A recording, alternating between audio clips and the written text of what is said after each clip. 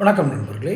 நாளை பாகிஸ்தானுடைய இஸ்லாமாபாத் நகரில் ஒரு சமாதான கூட்டம். இஸ்ரேல், அமெரிக்க, ஈரான் பிரதிநிதிகள் கலந்து கொள்கிறார்கள். அமெரிக்க துணை அதிபர் கலந்து கொள்கிறார். அந்த பேச்சுவார்த்தையில், சமாதான பேச்சுவார்த்தையில் யுத்தத்தை நிறுத்திவிட்டோம், 2 வாரங்களுக்கு நாங்கள் யுத்தம் தொடர மாட்டோம் என்று அறிவித்திருந்தது அமெரிக்கா. நாளைக்கு அது சமாதான பேச்சுவார்த்தை. ஆனால் இதற்கிடையில் திடீர் குழப்பமாக ஒரு நிகழ்வு நிகழ்ந்திருக்கிறது. அது என்ன? தொடர்ந்து என்னுடைய சேனல் பதிவுகள் கிடைப்பதற்கு சேனல் சப்ஸ்கிரைப் பண்ணிக்கோங்க. உங்களுடைய கருத்துக்களை கமெண்ட் பாக்ஸில் பதிவிடுங்க. இப்போ விஷயத்துக்கு வருவோம். ஹார்முஸ் ஜலசந்தியை திறக்கும் எண்ணம், அதை திறந்து விடாவிட்டால் அதை பொதுப்பாதையாக, அதாவது எல்லா கப்பலும் போகிறதுக்கு நீங்கள் அனுமதி கொடுக்கலன்னா இதுவரைக்கும் இல்லாத தாக்குதல்களை நீங்கள் சந்திக்க வேண்டியிருக்கும்னு ட்ரம்ப் இப்போ அனௌன்ஸ் பண்ணியிருக்காரு. இதுக்கு என்ன காரணம்? திடீர்னு இந்த கோபம் வர்றதுக்கு என்ன காரணம்? அணு ஆயுதங்கள், அதாவது ஈரான் அணு ஆயுதங்கள் இல்லை,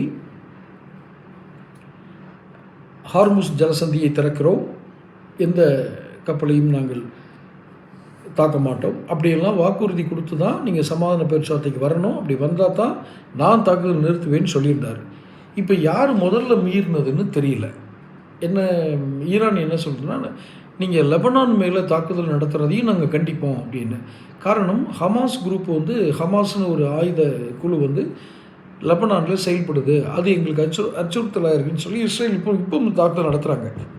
மன்னிக்கணும், இன்றைக்கி நம்ம பேசிகிட்டு இருக்கிற இந்த நாளில் கூட அவங்க 250 பேர் பொதுமக்கள் நேற்று நடந்த தாக்குதல் இறந்ததாக அந்த நாடு அறிவிக்குது.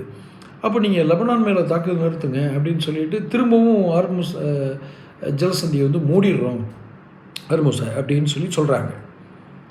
அனௌன்ஸ் பண்ணியாச்சு. இப்போ ஹார்முஸ் ஜலசந்தியை மூடுங்க அப்படின்னு. இப்போ திறந்திருக்கா மூடியிருக்கான்னு எந்த கப்பலும் தெரியல.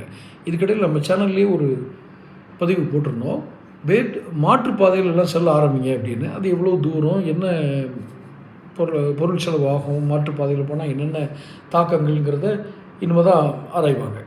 அதையும் நான் போட்டிருந்தேன் நம்மளுடைய பதிவுகளே பார்த்துருந்தீங்கன்னா, கடலில் புதைக்கப்பட்டுள்ள கன்னி வெடிகள் அப்படிங்கிற தலைப்பில் போட்டிருந்தேன்.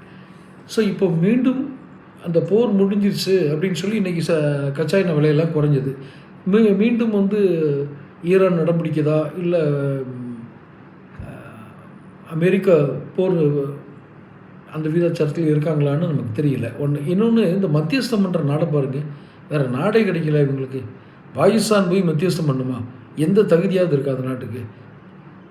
அதெல்லாம் மத்தியஸ்தம் பண்ண வருதுன்னா ஈரானே முதல்ல அதுக்கு ஏற்றுக்காது. சரி, ரைட்டு, இப்போ ஏதோ ஒன்று முடியணுன்றதுக்காக ஏற்றுக்கிட்டாங்க. மற்றபடி